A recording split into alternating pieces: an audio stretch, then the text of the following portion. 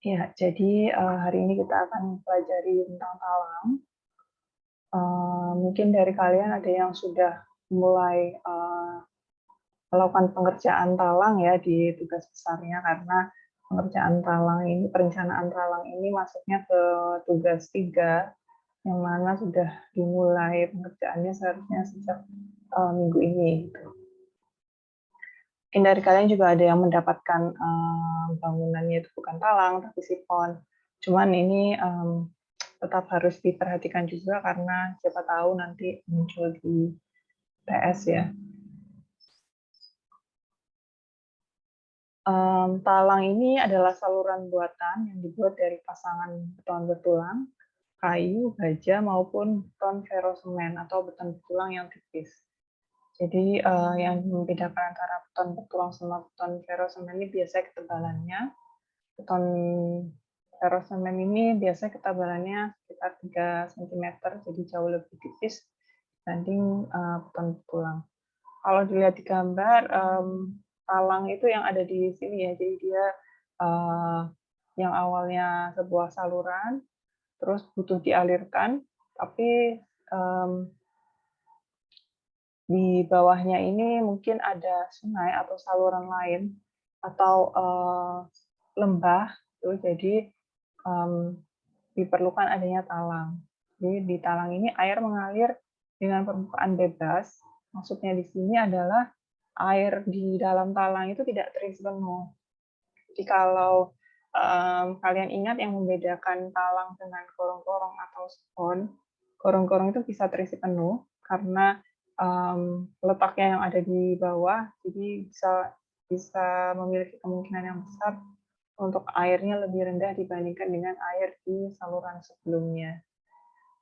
Sama halnya dengan sipon yang memang airnya itu harus terisi penuh ya, jadi harus ada jarak antara pipa sipon dan muka air di saluran tersebut supaya sipon tersebut terisi air penuh. Sedangkan untuk talang ini air mengalirnya dalam talang ini dengan permukaan bebas. Maksudnya di sini airnya tidak terisi penuh, jadi tinggi talang ini masih lebih tinggi dibandingkan dengan tinggi elevasi airnya. Dibuat melintasi lembah, saluran pembuang, sungai, jalan, atau rel kereta api dengan panjang tertentu, biasanya kurang dari 100 meter, karena kalau lebih dari 100 meter ya udah bukan talang lagi namanya, mungkin dia jadi jembatan gitu. Di sini untuk yang contoh di gambar ini kemungkinan besar ini karena melintasi lembah ya, sehingga diperlukan adanya talang. Saluran talang ditopang oleh minimum 2 pilar, jadi mirip dengan jembatan ya, dia pasti ditopang oleh pilar karena letaknya yang berada di atas permukaan air. Dengan konstruksi pasangan batu untuk tinggi pilar kurang dari 3 meter. Jadi kalau mau menggunakan material talang dengan pasangan batu harus diperhatikan tinggi pilarnya itu kurang dari 3 meter. Sedangkan untuk yang konstruksi beton bertulang atau beton ferrosemen juga itu untuk tinggi pilar lebih dari 3 meter. Jadi selain pasangan batu bisa digunakan jika tinggi pilarnya lebih dari 3 meter. Karena ketika tinggi pilarnya tinggi gitu, yang ditopang otomatis tidak bisa terlalu berat ya. Jadi kalau bisa yang materialnya lebih ringan. Sedangkan untuk yang konstruksi pasangan batu ini karena cenderung lebih berat, maka pilar yang menopangnya ini kurang dari 3 meter. Nah, ini apa beton ferrosemen itu? Jadi contohnya di sini beton bertulang yang tipis tuh ya. Jadi kelihatan di gambar ini bahwa beton tersebut sangat tipis dibandingkan dengan beton bertulang pada umumnya. Jadi ferrosemen ini adalah suatu tipe dinding beton bertulang lipis setebal 3 cm yang dibuat dari mortar semen hidrolis dengan perbandingan campuran 1 semen dibanding 2 sampai 3 pasir. dan diberi tulangan dengan diameter kurang dari 6 mm dengan lapisan kawat atau wire mesh ukuran kurang dari 1 mm secara terus-menerus dan rapat. Keunggulannya biaya konstruksinya lebih rendah, lalu kekuatan betonnya lebih tinggi, dan konstruksinya lebih ringan. Jadi dia bisa digunakan di tanah dengan daya dukung yang rendah, tidak takut ambles gitu ya. Jadi karena konstruksinya cenderung lebih ringan dibandingkan dengan beton tulang biasa, maka digunakanlah beton semen atau beton bertulang tipis. Ini contohnya, tapi ini bukan sebagai talang ya. Kalau dari gambar ini beton ferosemen sebagai saluran biasa.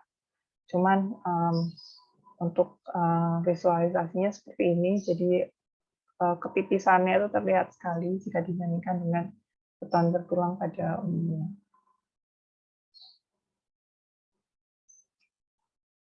Untuk perencanaan dimensi talang, jadi ada juga yang namanya perbandingan B per H, di mana B ini adalah lebar talang tersebut dan H ini adalah kedalaman air. Nah, kisaran B per H di talang ini bisa sampai 1 sampai dengan 3, yang nantinya akan menghasilkan potongan melintang hidrolis yang lebih ekonomis. Jadi kalau bisa tidak lebih dari 3. Maksudnya di sini adalah perbandingan B dibanding H ini tidak lebih dari 3. Maksudnya adalah kalau talang tersebut itu diusahakan tidak terlalu lebar. Ya. Jadi perbandingan antara lebar dan tingginya diharapkan lebih proporsional. Jadi dengan maksimal nilai perbandingan B per H ini 1 sampai dengan 3. Jadi paling besar itu lebar itu 3 kali lipat dari tinggi airnya. Jadi ketika lebar itu sudah terlalu besar, jauh lebih dari 3 kali tinggi airnya, maka lebar tersebut harus dikecilkan sampai dengan nantinya bisa kurang dari atau sama dengan 3 kali tinggi airnya. Untuk panjang talang sendiri, jadi karena tadi talang itu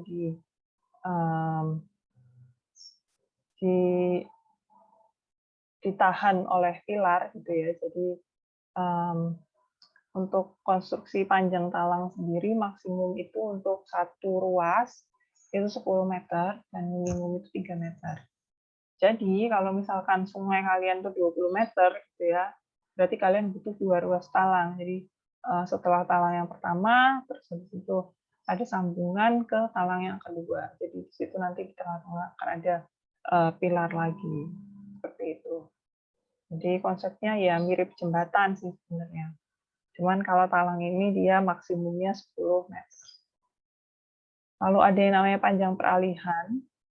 Jadi panjang peralihan di sini adalah panjang transisi antara saluran dengan box talang. Panjang saluran transisi ditentukan oleh sudut antara 12,5 derajat sampai dengan 25 derajat garis as. Jadi di sini ada contohnya talang itu dia bentuknya kan kotak ya, persegi. Lalu saluran irigasi kita bentuknya trapesium. Jadi dari bentuk trapesium ke persegi itu otomatis diperlukan adanya peralihan, sehingga nggak mungkin dari yang awalnya trapesium terus tiba-tiba langsung jadi kotak aja gitu, enggak. Jadi dia butuh adanya panjang peralihan di sini, jadi serong, sehingga kemirikan tebing dari si saluran trapesium itu semakin lama semakin mengecil hingga dia menjadi lurus dan menjadi talang dengan dimensi tertentu dan ukuran dan dengan bentuk persegi gitu ya. Panjang peralihan ini bisa dihitung dengan rumus sebagai berikut. Jadi peralihan yang dimaksud di sini adalah panjangnya yang kemiringan ini ya. Jadi dari trapesium menuju ke persegi itu jaraknya berapa meter. Ini bisa pakai rumus lebar permukaan air di saluran, jadi lebar awalnya yang besar dikurangi lebar permukaan air di bagian talang. Lalu dibagi 2 dikalikan dengan cos alfa. Cos alfa di sini adalah alfanya sudut antara garis as talang dengan garis pertemuan permukaan air. Nah, ini contoh talangnya. Jadi nanti yang kalian gambar itu seperti ini. Selain denah juga harus menggambar potongan memanjangnya. Kalau kalian ingat kemarin kita membahas sipon itu letaknya di bawah tanah. Jadi misalkan ini sungainya yang bentuk trapesium. Kalau di sini contohnya bukan sungai ya, karena dia bentuknya ini trapesium. Jadi contohnya di sini ada talang yang melewati saluran lain. Kemungkinan yang di bawah ini saluran pembuang, yang di atas ini saluran pembawa. Kemungkinan seperti itu. Lalu di sini bisa kita lihat talang itu berada di atas saluran tersebut.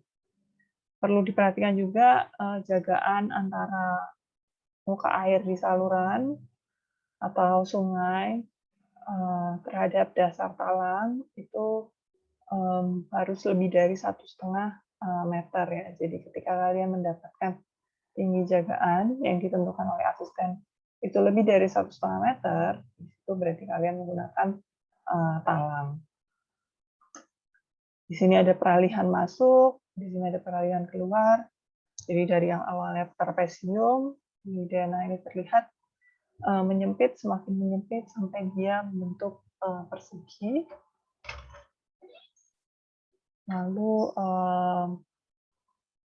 terbentuklah talang itu untuk menyeberangi sungai atau saluran di bawahnya sampai dengan menuju ke peralihan keluar, lalu menuju ke saluran setelahnya. Jadi kembali lagi ke saluran setelahnya yang kemungkinan besar juga berbentuk trapesium. Di sini juga ada jalan inspeksi. Kalian bisa sesuaikan dengan jalan inspeksi saluran irigasi kalian ya. Jadi ini yang sudah ada. Di sini ada pilar.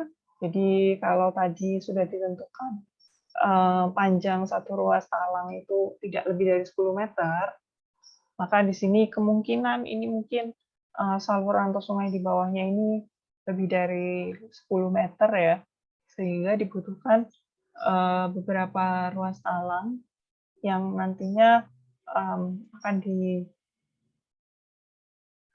ditopang oleh si dua pilar ini. Jadi mirip dengan ketika kalian ketika membuat jembatan, cuman bedanya di sini ini hanya digunakan sebagai saluran air, jadi menyeberangkan air dari satu sisi ke sisi yang lain. Kalau jembatan itu bisa di mix dengan talang, jadi ada talang di jembatan, itu juga bisa. Sehingga nantinya dia bisa mengalirkan air, dia juga bisa dijadikan sebagai sarana ini ya, infrastruktur untuk transportasi.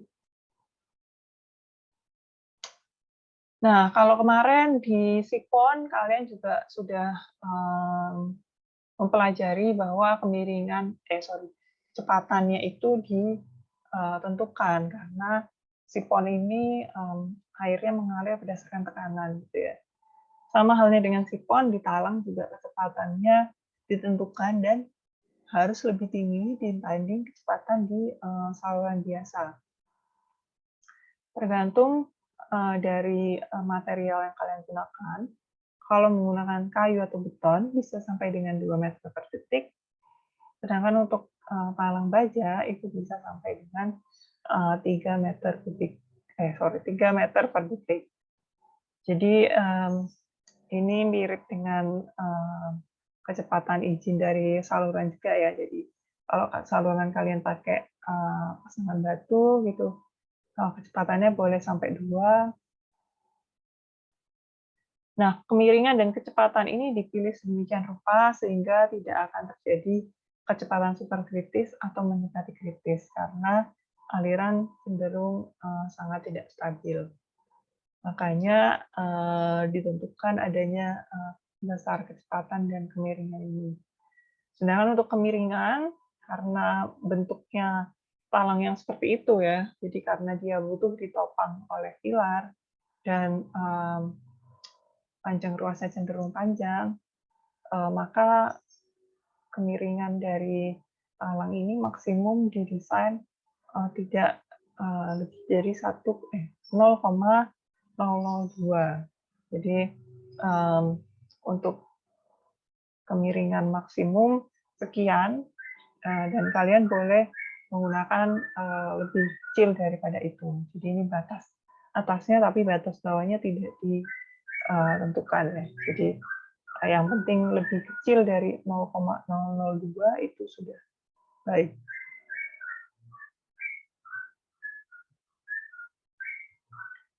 Nah, ini untuk perhitungan hidrolisnya. Jadi ketika kalian menentukan dimensi talang, tentu saja kalian butuh tahu debitnya berapa. Gitu ya. Jadi pertama-tama kalian tahu debit dari saluran sebelum talang kalian. Nah, dari debit itu kalian bisa memperkirakan kira-kira dari debit sekian dan kecepatan yang sudah ditentukan tadi, jadi misalkan 2 atau 3 meter per detik,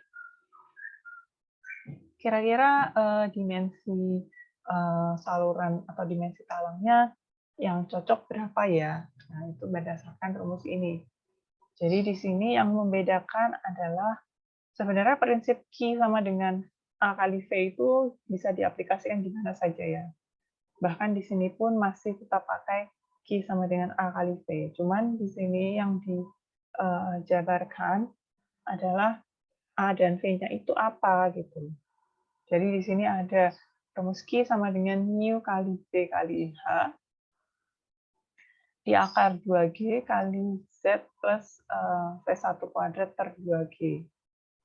Nah, di sini bisa dilihat juga untuk rumus kecepatannya bisa pakai kecepatan Manning atau kecepatan Strickler, gitu ya.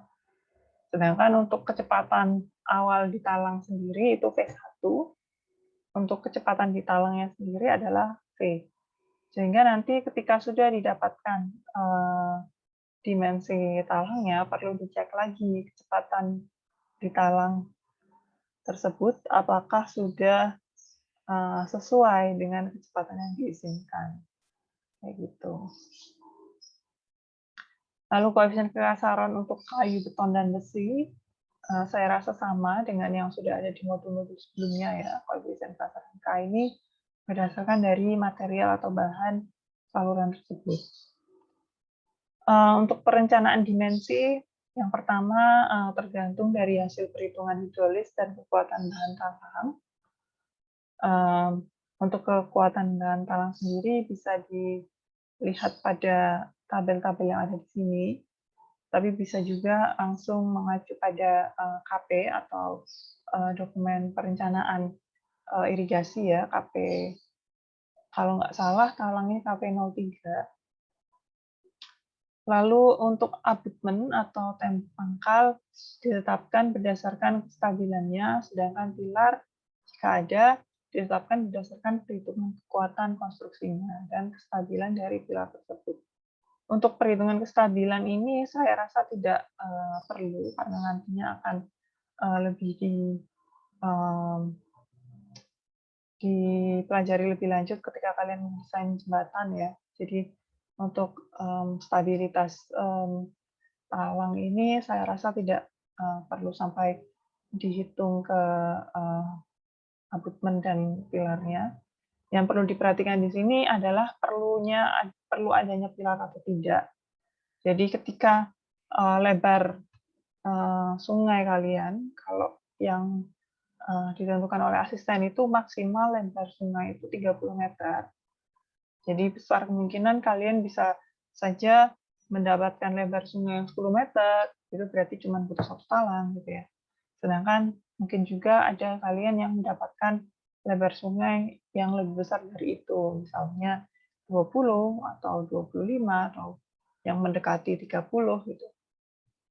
Sehingga dibutuhkan lebih dari 1 talang, maka dari itu butuh adanya pilar di tengah-tengah sungai kalian itu untuk bisa menyambungkan antara talang satu dan talang lainnya.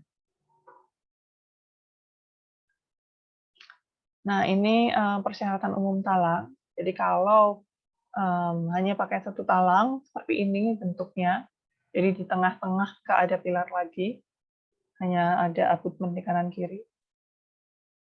Jadi persyaratan umumnya mempunyai harga W atau jagaan lebih besar dari 1,5. Jadi bukan lebih besar sama dengan, tapi ini supaya lebih aman, lebih besar dari 1,5 untuk sungai yang kemungkinan menghanyutkan pohon-pohon. Jadi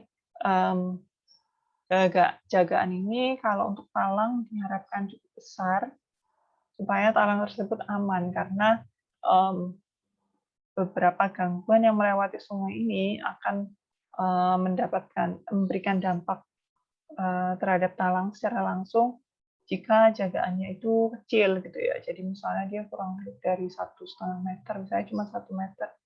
Bisa saja ketika ada yang hanyut di sungai tersebut, misalkan di sini pohon, ranting yang hanyut gitu ya, bisa saja nanti akan mengganggu struktur dari talang tersebut gitu. Apalagi kalau talangnya cuma pakai material kayu gitu ya, lebih riskan lagi. Sehingga diperlukan jagaan yang cukup tinggi untuk bisa melindungi talang dari hal-hal tersebut.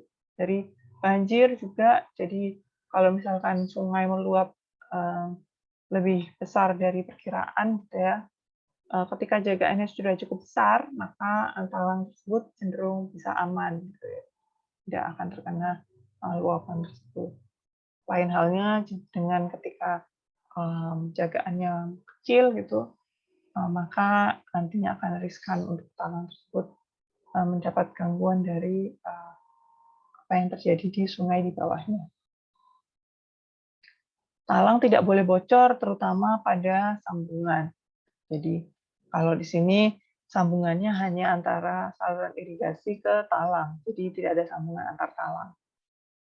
Kalau misalkan salurannya lebih besar lagi, nantinya misalkan digunakan 2 talang, maka akan ada sambungan juga di antar talang tersebut.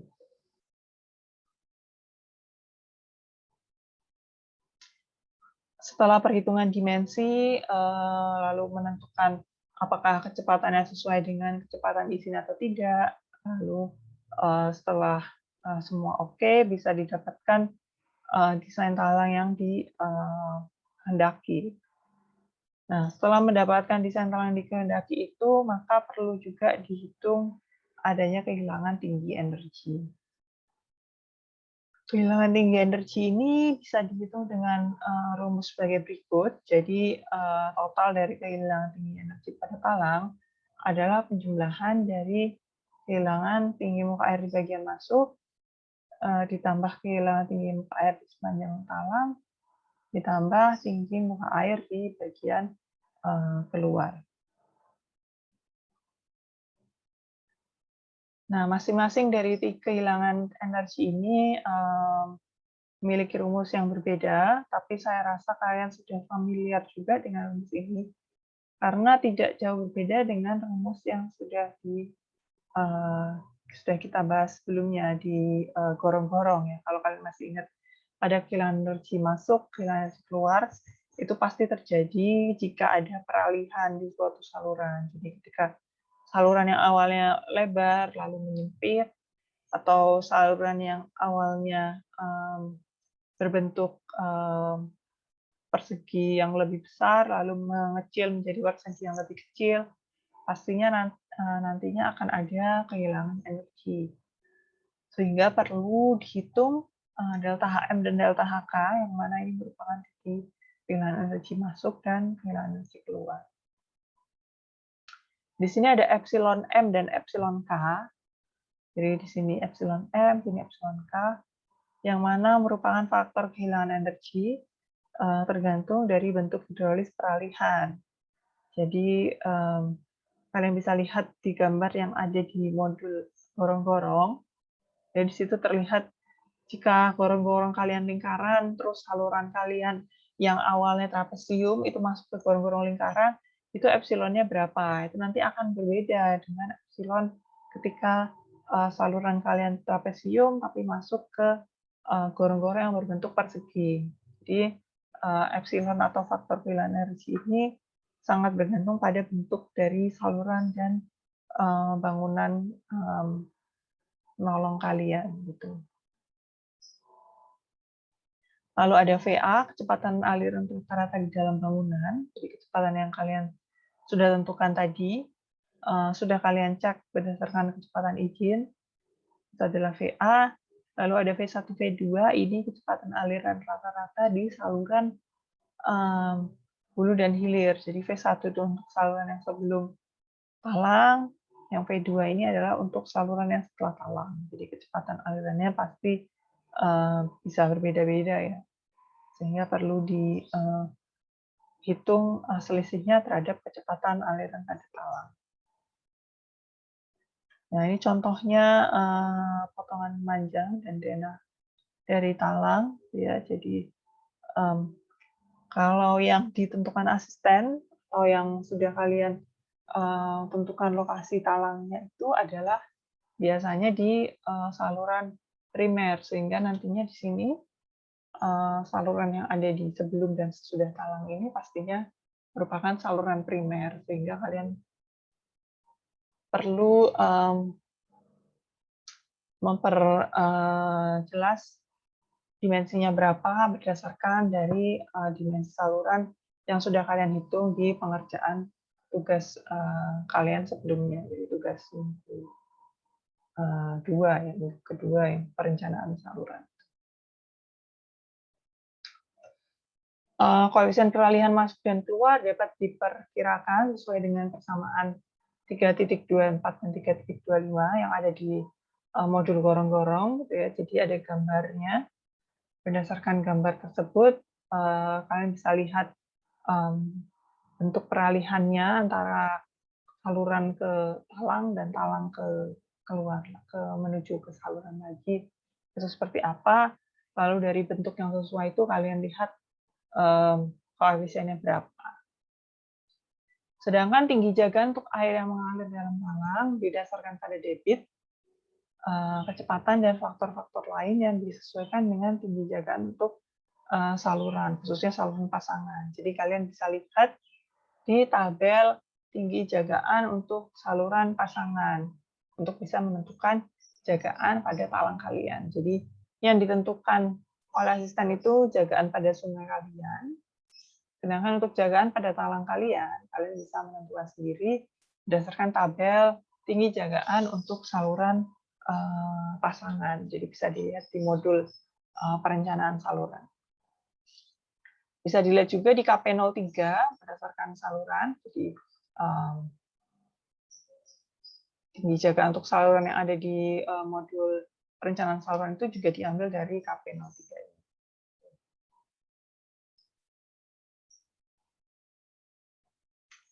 Nah, kenapa sih kok yang di talang yang kalian gunakan itu jagaannya harus lebih besar dari 1,5? Nah, dasarnya itu sebenarnya ini ya. Jadi pada talang yang melintasi sungai atau pembuang, saluran pembuang, harus diberikan ruang bebas. Ruang bebas yang di sini dimaksud adalah jagaan dari sungai atau saluran pembuang tersebut. Jadi misalkan talang kalian melewati saluran pembuang, entah itu saluran pembuang internal atau pembuang eksternal. Maksudnya di sini pembuang internal ini saluran pembuang yang masih menuju ke saluran pembuang lain ya. Sedangkan untuk yang pembuang eksternal ini saluran pembuang yang sudah merupakan saluran terakhir yang menuju ke pembuang akhir atau mungkin badan sungai atau laut gitu ya. Selain itu juga untuk melintasi sungai. Nah, peraturannya beda-beda. Kalau misalkan hanya saluran pembuang saja, boleh nih jagaannya hanya 0,5 meter. Sedangkan untuk pembuang yang lebih besar, saluran pembuang lebih besar yang menuju ke sungai, itu jagaannya boleh 1 meter saja.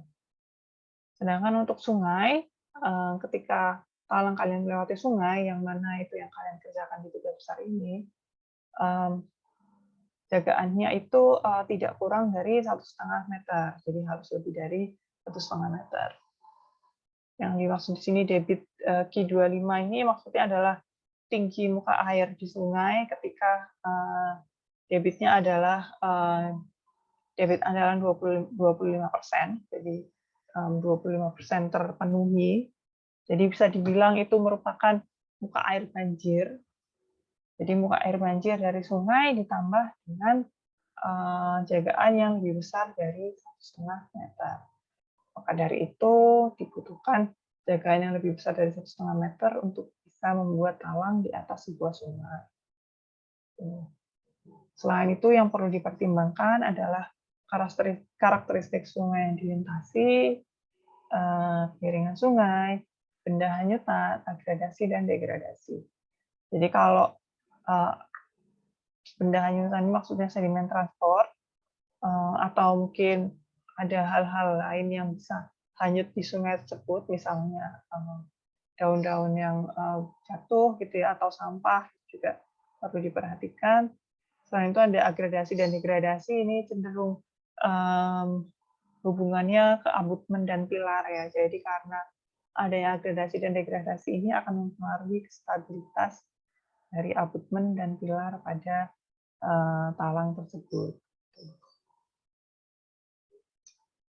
Nah, tadi sudah disampaikan bahwa material talang itu macam-macam, salah satunya adalah beton bertulang.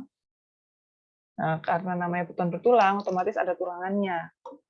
Nah, untuk dimensi dan standar penulangan talang ada di tabel berikut. Jadi ini ada suatu matriks dari sebuah talang dengan berbagai macam dimensi ya. Di sini ada notasi-notasinya yang merupakan properties dari talang tersebut. Nah, di sini ada yang namanya B, terus H, terus ada yang namanya HP, terus BT, HW. Di sini ada gambarnya dan di sini ada matriks standarnya.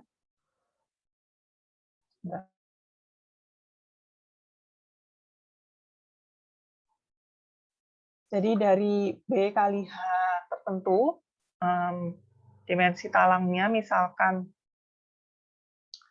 lebar talangnya 1,5 meter dengan tingginya 1,5 meter, maka HW atau H airnya itu 1,5 meter, terus ada nilai BT-nya 1,9. Ini akan diperlukan saat penggambaran ya, jadi bisa terlihat ketika talang tersebut misalkan dipotong, itu nanti akan terlihat seperti ini. Jadi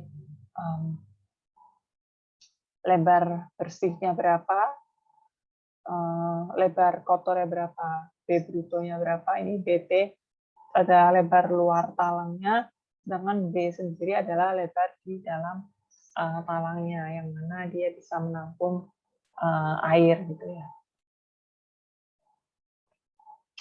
Ya, ini standar pengulangannya. Tapi untuk tugas besar tidak sampai di sini ya. Jadi kalau untuk yang tugas besar itu nanti ada contoh perhitungannya supaya lebih jelas.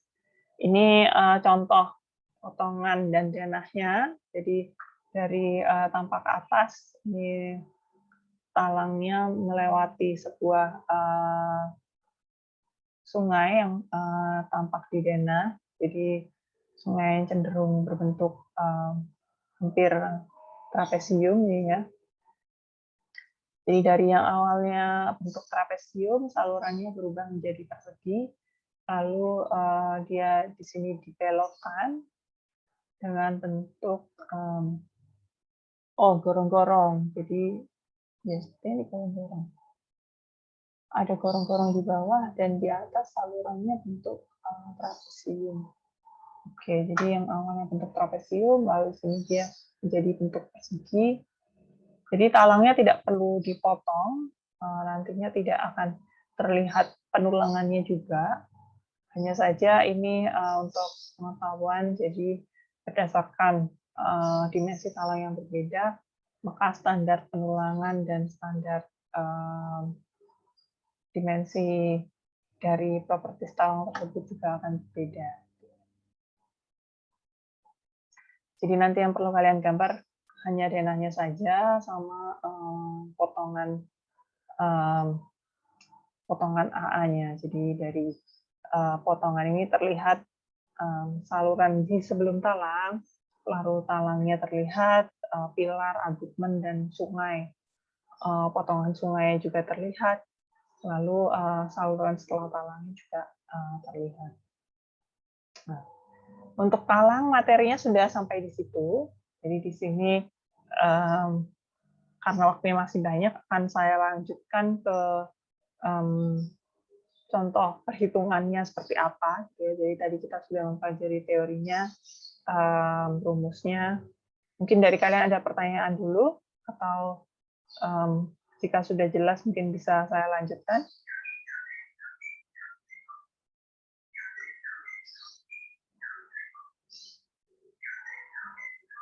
Baik, kalau misalkan belum ada pertanyaan, mungkin saya langsung lanjutkan saja ke contoh perhitungan dari talang dan sifon. Jadi sepertinya waktunya cukup untuk membahas keduanya. Tapi kalau tidak cukup mungkin bisa dilanjutkan di pertemuan selanjutnya.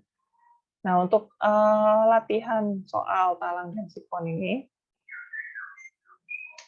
jadi di contoh soal ini ada sebuah bangunan persilangan berupa talang yang akan dibangun melintang melalui sungai, sebuah sungai namanya Sungai Kalidami dengan lebar sungai 20 meter. Nah, data saluran irigasi primer, jadi maksudnya di sini adalah saluran sebelum dan sesudah talangnya, ini dengan bentuk trapesium dan materialnya tanah. Debitnya sebesar 3,315 meter kubik per detik. Lalu kemiringan salurannya 0,0015. Lalu M ini perbandingan antara lebar dan sisi miring saluran trapesium tersebut 1,5. Kecepatan izinnya hanya 0,6 karena ini materialnya tanah, ya. Lalu ada K di sini adalah koefisien sprinkler sebesar 40. Nah, yang pertama rencanakan dimensi talang, dan yang kedua hitung kehilangan energi pada talang. Jadi secara umum itulah yang akan kalian lakukan di perencanaan tugas besar kalian. Jadi merencanakan dimensi dan menghitung kehilangan energi. Pertama-tama dari sini kita lihat dulu kira-kira dimensi talang seberapa besar yang sesuai dengan debit serta kecepatan izin yang ada di talang tersebut, gitu ya. Jadi yang pertama dari saluran irigasinya. Saluran irigasi ini dengan diketahui debit, kemiringan, serta lebarnya belum diketahui ya, cuman bisa diperkirakan sendiri karena sudah ada M 1,5 nanti dari B per H itu bisa ditembak salah satu ya. Jadi kalau B-nya mau ditembak dulu berarti hanya tinggal menyesuaikan dari besarnya B tersebut gitu. Lalu ada rumus-rumus yang dapat digunakan, jadi Q sama dengan V kali A, lalu V ini kecepatannya menggunakan Strickler, A ini karena trapesium maka rumusnya B plus MH kali H, lalu rumus P dan rumus R. Dengan prinsip coba-coba, sebenarnya untuk yang langkah pertama ini sudah kalian lakukan di perencanaan saluran kemarin ya, cuman di sini contoh soalnya ini salurannya belum diketahui nih lebar sama tingginya berapa gitu. Setelah dengan melakukan coba-coba didapatkan B 2,3 sama hanya 1,55. Sehingga perlu dicek apakah kecepatannya sesuai dengan kecepatan izin atau tidak. Jadi tadi kecepatan izinnya 0,6, dicek ternyata sesuai. Di sini ternyata lebih kecil dari 0,6, oke. Sehingga bisa dihitung debit yang dapat dilalui saluran tersebut sebesar berapa berdasarkan kecepatan dan luas permukaan saluran irigasi tersebut. Jadi terlihat debitnya sesuai dengan debit desainnya, debit rencananya, jadi cuma beda kecil ya, dari 3,32 sama 3,315, yang beda 0,005. Maka oke, kita bisa pakai dimensi saluran tersebut. Nah, setelah dapat saluran dimensi saluran, kalian bisa mulai merencanakan talangnya. Jadi talang dari material beton, contohnya. Jadi ini kalian tentukan sendiri di awal mau pakai talang material apa. Cuman yang memang biasa dipakai itu beton. Direncanakan dengan cara coba-coba, maka didapatkan B, H, dan I dari talang tersebut. Jadi berdasarkan materialnya, debitnya, dan kecepatan izinnya, itu dengan coba-coba didapatkan B, H, dan I sebagai berikut. Jadi ini kalian bisa mungkin kalau di Excel langsung pakai Google-Sheet gitu ya. Kalau pakai Google-Sheet kan nggak kelihatan caranya seperti apa, tapi tiba-tiba udah ada hasilnya. Lalu dicek kecepatan di talangnya berapa, apakah sesuai dengan kecepatan izinnya, yang mana ini ton tadi 2 meter per detik ya. Didapatkan kecepatan izinnya berdasarkan dimensi tersebut itu adalah 1,129, jadi masih oke. Dan yang penting dia harus lebih tinggi dari kecepatan salurannya. Jadi ketika kalian membandingkan kecepatan talang, nantinya tidak hanya membandingkan dengan kecepatan izin, yang misalkan dia kurang dari kecepatan izin berarti oke, tapi dia juga harus lebih dari kecepatan saluran sebelum dan setelahnya gitu. Jadi dua poin itu yang harus kalian cek ya. Sama halnya dengan sipon juga seperti itu. Jadi tidak hanya dicek dengan V izinnya, tapi juga dicek dengan V salurannya. Apakah dia sudah lebih tinggi atau belum. Kalau belum, harus ditinggikan lagi. Bisa diubah-ubah dimensinya atau kemiringannya. Oke, kecepatannya lebih tinggi dari kecepatan saluran. Yang awalnya kecepatan saluran hanya 0,46, masuk ke talang dia bisa jadi 1,129, which is okay. Lalu dihitung debitnya, apakah sesuai debit talangnya dengan debit salurannya. Jadi jangan sampai debit talang ini lebih kecil dari debit saluran. Jadi kalau debit talang lebih kecil dari debit saluran, lah terus sisa debitnya mau dilewatin mana gitu kalau nggak lewat talang, gitu kan. Jadi debitnya juga harus dicek. Ternyata bisa dilihat di sini 3,32 juga, jadi udah sama. Jadi ini oke. Setelah dimensinya oke, kita hitung kehilangan energinya. Jadi dari yang tadi kita sudah dapat kecepatan di talang dan kecepatan di saluran. Disitulah akan kita gunakan kecepatan-kecepatan tersebut untuk menghitung kehilangan energi masuk dan keluar. Tuh. Untuk nilai epsilon masuk dan epsilon keluar, ini bisa dilihat di modul gorong-gorong ya. Jadi peralihan antara saluran ke talang itu nantinya akan sama dengan peralihan saluran ke gorong-gorong. Lalu epsilon M diketahui, epsilon K diketahui, didapatkan kehilangan energinya 0,011 dan 0,022. Selain kehilangan energi akibat peralihan masuk dan keluar, di sepanjang talang ada kehilangan akibat gesekan. Nah, di sini yang dihitung adalah berdasarkan panjang talangnya. Jadi kalian perhatikan ketika kalian mendapatkan soal lebar sungai di tugas besar kalian, jadi asisten menentukan lebar sungai kalian, otomatis lebar sungai itulah yang nantinya akan menjadi panjang talang kalian. Tuh. Jadi di sini contohnya panjang talangnya 20 meter, maka kehilangan energi akibat gesekannya bisa dihitung berdasarkan kecepatan dan panjang talang tersebut ya. Jadi bisa juga dihitung dengan I dikali dengan L. I itu kemiringan, L ini adalah panjang talang.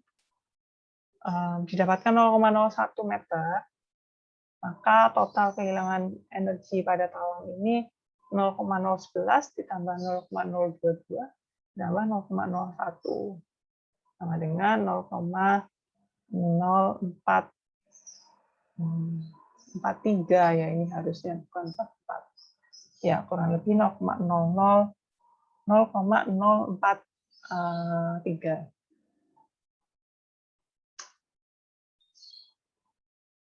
Nah, diceknya seperti ini. Jadi ketika sebuah saluran masuk ke dalam talang, otomatis ada kehilangan tinggi energi di sini, Zm. Kehilangan energi masuk, lalu di talang menuju ke saluran setelahnya ada kehilangan energi lagi. Di sini ada namanya Zk, kehilangan energi keluar. Jadi tinggi air di sebelum dan sesudah talang itu nantinya akan merupakan tinggi air saluran tersebut ya. Jadi harusnya tidak terpengaruh oleh adanya talang, karena nantinya ketika tinggi air tersebut masuk ke talang, otomatis tinggi airnya menurun dan ada kehilangan energi. Lalu ketika air tersebut keluar dari talang, di saluran setelahnya itu nanti dia akan terjadi peralihan menuju ke tinggi air sebelum terjadinya talang. Jadi di saluran tersebut tinggi airnya adalah 1,55 meter, yang mana di sini HS adalah 1,55 meter. Ketika masuk ke talang, H airnya menjadi 1,47. H air di talang 1,47.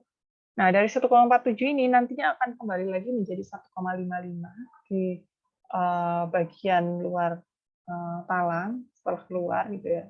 Jadi sini ada semacam loncatan gitu, naik lagi menjadi sampai dengan stabil menjadi 1,55 lagi. Seperti itu.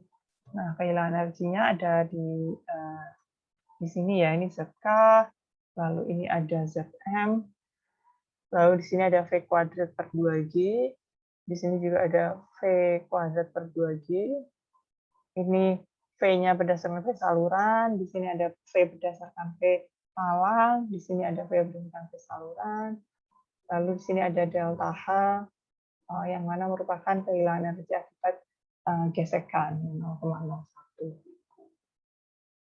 Nantinya tinggi energinya akan tetap sama gitu ya. Jadi di sebelum talang sampai di setelah talang itu tinggi energinya sama. Yang berbeda hanya distribusi tinggiannya. Jadi di sini ada delta H, IHS, di sini ada V kuadrat per 2G. Nah, kan di sini delta H-nya berada di atas sini, V kuadrat per 2G, di sini ada HS.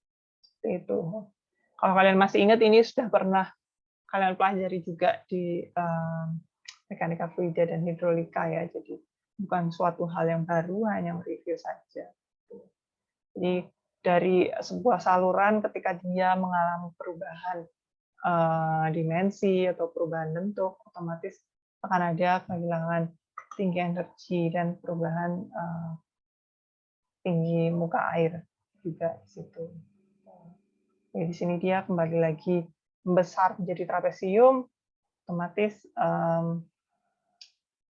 akan kembali seperti semula si muka air ini.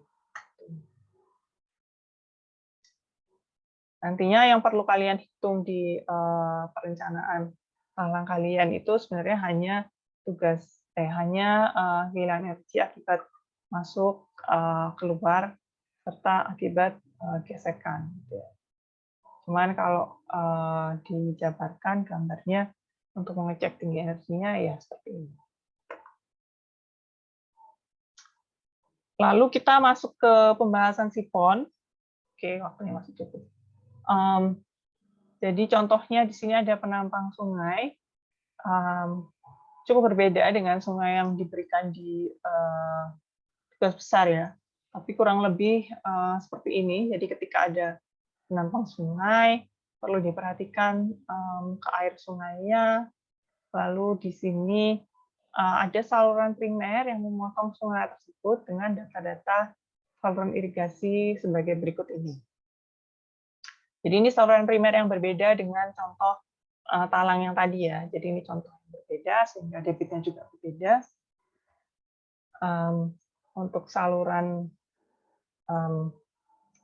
sipon ini debitnya adalah 4,2 meter kubik per detik dengan kemiringan saluran 0,00015, M 1,5, lalu karena terbuat dari tanah, P izinnya 0,6 meter per detik, dan B ini sama dengan 3H. Jadi perbandingan lebar dan tinggi air 1:3. Gitu. Ini merupakan batas maksimum ya. Jadi kalau kalian ingat tadi B sama dengan 3H ini maksimumnya. Jadi jangan sampai lebih dari 3 kali H karena nanti akan menjadi saluran yang kurang efisien gitu ya. Jadi perbandingan B per H ini maksimal 3, minimal 1. Jadi boleh di antara itu. Elevasi muka air pada hilir atau downstream bangunan persilangan plus 520. 520 yang ini. Data sungai maksimumnya 1,9, jadi kedalaman maksimum 1,9 meter. Elevasi dasar sungainya 516 meter di sini. Jadi di atas sungainya elevasinya 520, bawah sungainya 1,6. Rencanakan bangunan persilangan yang dipakai. Jadi kalau di contoh ini sebenarnya di awal kita belum tahu mau pakai sipon atau talang, gitu. Karena di sini belum diberitahu jagaannya. Lalu yang kedua, dimensi bangunan persilangan tersebut bila direncanakan P maksimal pada sipon 2 meter per detik. Lalu yang ketiga, besar kehilangan energi pada bangunan persilangan tersebut. Yang keempat adalah gambar. Kurang lebih ini yang akan kalian lakukan juga di tugas besar kalian, jadi menghitung dimensi bangunan, kehilangan energi, sama membuat gambar. Yang pertama, ini awalnya kita belum tahu kalau kita pakai sipon kan ya. Jadi di awal ini kita lihat dimensi saluran irigasinya dulu. Jadi tadi baru ada perbandingan B per H sama dengan 3, sama M-nya 1,5 gitu kan. Nah, dari situ kita bisa memperkirakan kira-kira saluran trapesium dimensi berapa nih yang cocok supaya sesuai dengan debit dan kecepatan yang ditentukan. Untuk itu perlu dilakukan coba-coba gitu ya di sini. Setelah melakukan coba-coba, dicek lagi kecepatannya. Jadi dari sini itu cek kecepatan dulu. Ketika cek kecepatannya sudah kurang dari kecepatan izin, yang mana merupakan kecepatan maksimum, ini 0,6 meter per detik, berarti oke, sehingga bisa langsung dicek debitnya. Debitnya sudah sesuai dengan debit yang ditentukan, sehingga dianggap saluran tersebut bisa mengalirkan debit sebesar itu, maka bisa kita simpulkan dimensi saluran irigasi kita hanya 1,4 meter, B-nya 4,2 meter. Jadi bisa dilihat ini perbandingannya 1:3 ya. Jadi 1B sama dengan 3H. Untuk menentukan bangunan persilangan yang dipakai, kita harus hitung tinggi jagaannya dulu. Jadi ini nggak kayak di tugas besar yang kalian sudah diketahui tinggi jagaannya.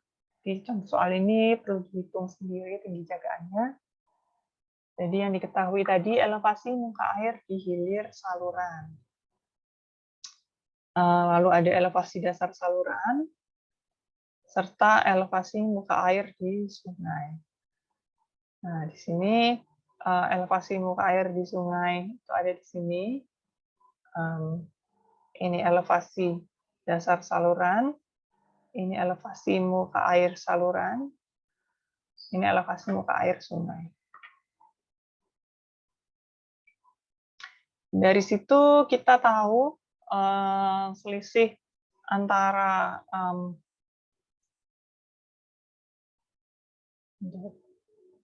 518, oh ya benar. Selisih antara elevasi dasar saluran dan elevasi muka air di sungai itu merupakan tinggi jagaannya.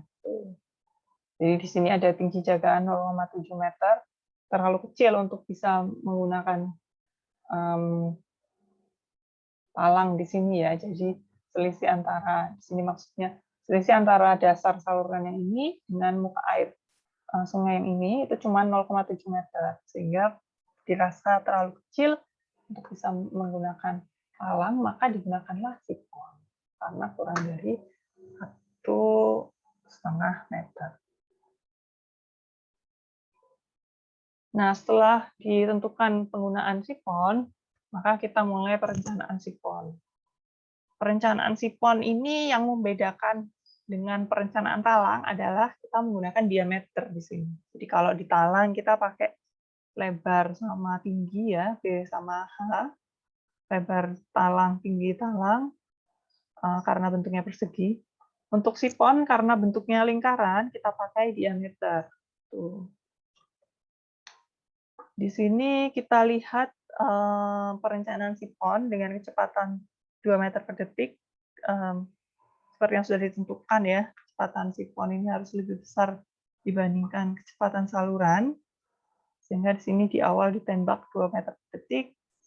Lalu dari kecepatan yang ditentukan dan debit yang dibutuhkan ini, maka diperoleh diameter sipon yang dibutuhkan itu 1,63 meter.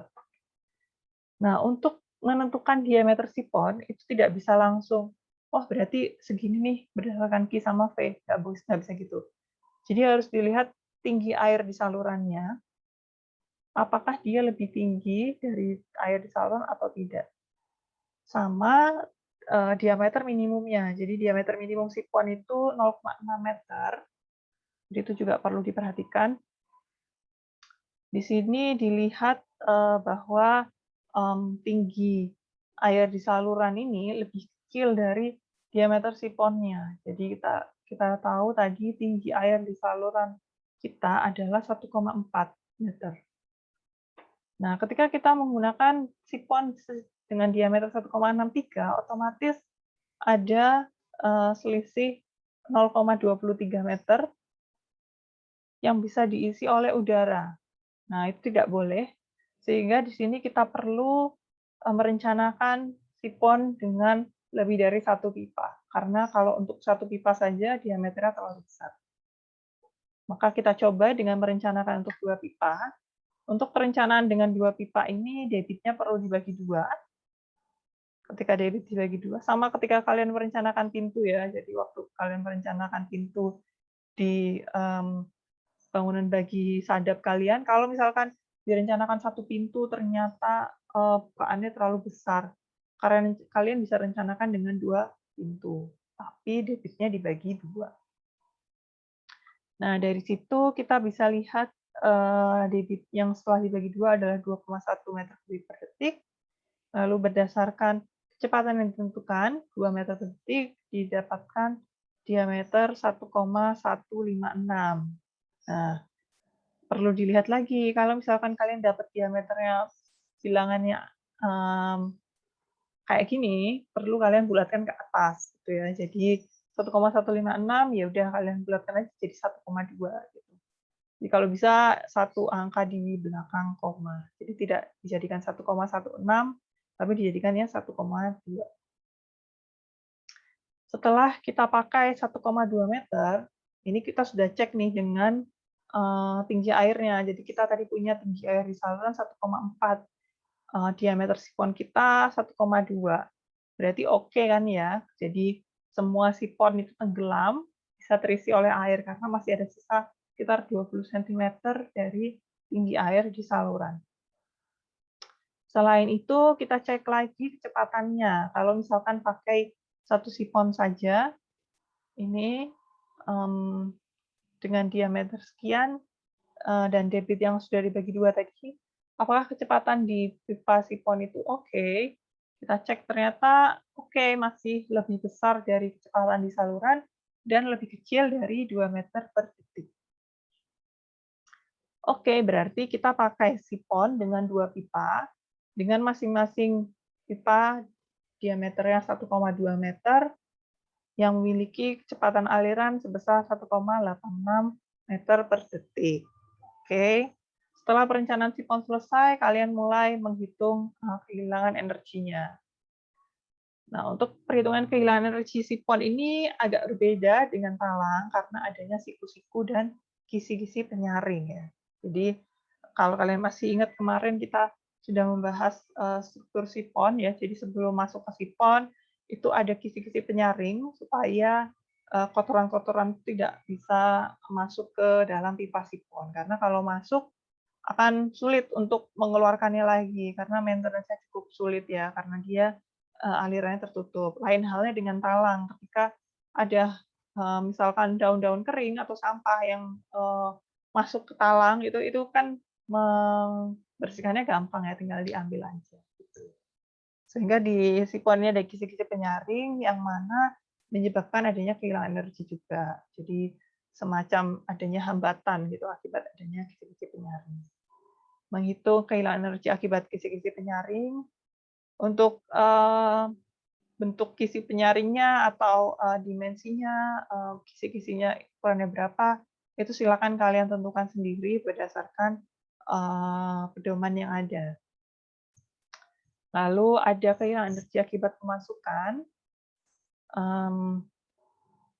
Untuk akibat pemasukan dan pengeluaran akibat kehilangan energi akibat bagian keluar dan bagian masuk ini sama dengan gorong-gorong dan talang ya, delta HN dan delta HK ini.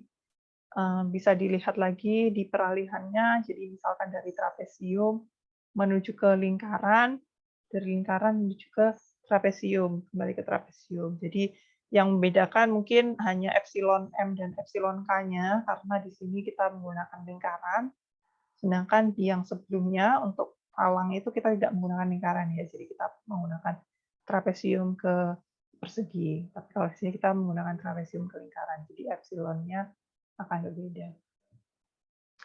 Lalu di sini ada kehilangan energi tambahan yang tidak ada di talang ataupun gorong-gorong, yaitu kehilangan energi bagian siku. Jadi dibelokkan.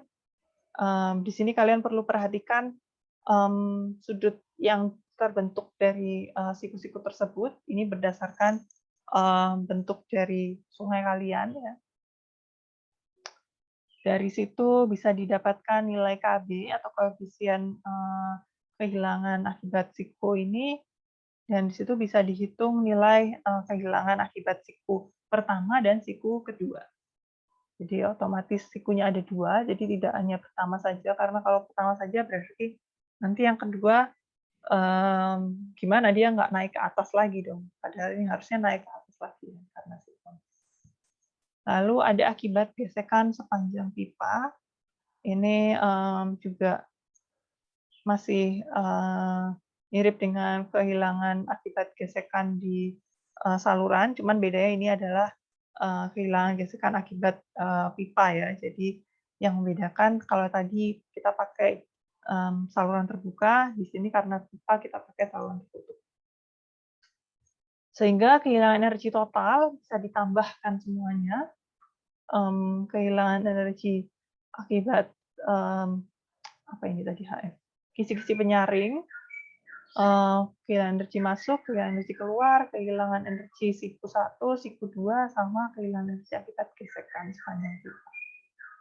Di total sebesar 0,139 meter. Nah, Setelah itu kalian juga bisa menggambarkan sifon kalian. Jadi bentuknya seperti ini. Kalau misalkan pakai 2 sifon ya, kalau tadi di contoh kalian pakai 2 sifon. Di sini contohnya ketika kalian memiliki sebuah sungai, jadi nanti ketika kalian menggambar sifon, kalian juga harus gambar sungainya. Sama halnya ketika kalian menggambar talang, kalian juga harus gambar penampang sungainya. Ini ada penampang sungai, lalu sifon ada di bagian bawahnya. Ini masuk, di sini keluar. Untuk bagian potongan akan terlihat hanya 1 sifon saja, tapi dari denah, kalau kalian menggunakan 2 sifon, nanti akan terlihat sifonnya bersebelahan seperti ini. Jadi ada 2 sifon yang digunakan. Jadi ini contohnya ketika sifon tersebut dipotong. Jadi ini contoh denahnya dan ini contoh potongannya. Jadi yang perlu kalian gambar hanya denahnya saja dan potongannya saja. Jadi dari denah sini dan potongan yang ini. Jadi jangan lupa digambar juga peralihannya. Jadi ini kurang lengkap. Peralihannya juga digambar. Ketika salurnya masih bentuk trapesium, lalu berubah menjadi kotak dan masuk ke pipa sifonnya. Ya, untuk materi talang dan sifon sudah selesai. Sekaligus juga menutup materi untuk sebelum ETS ini ya. Jadi mungkin di hari Rabu tetap ada kelas, tapi hanya membahas ini review materi saja dari awal sampai dengan akhir supaya kalian lebih ingat apa saja yang sudah dipelajari selama setengah semester ini. Mungkin dari kalian ada pertanyaan karena waktunya masih ada sedikit. Saya persilahkan. Novi mau tanya, Bu.